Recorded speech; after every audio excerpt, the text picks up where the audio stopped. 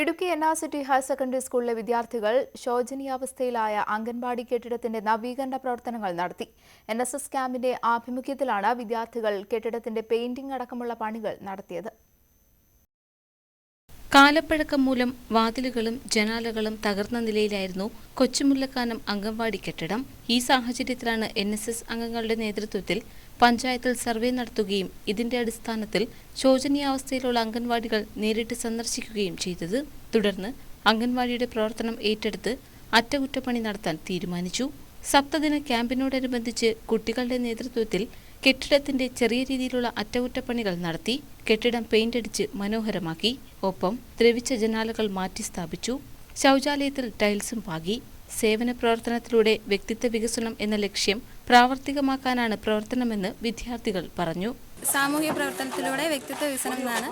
അതിന്റെ ഭാഗമായിട്ട് ഈ വർഷത്തെ സപ്തദിന ക്യാമ്പിൽ ഞങ്ങൾ ഏറ്റെടുത്തിരിക്കുന്നത് മുല്ലക്കാനം അംഗൻവാടിയുടെ പുനരുദ്ധാരണമാണ്. സ്കൂൾ അധികൃതരടക്കം അംഗൻവാടി നവീകരണ പ്രവർത്തനത്തിന് നേതൃത്വം നൽകി.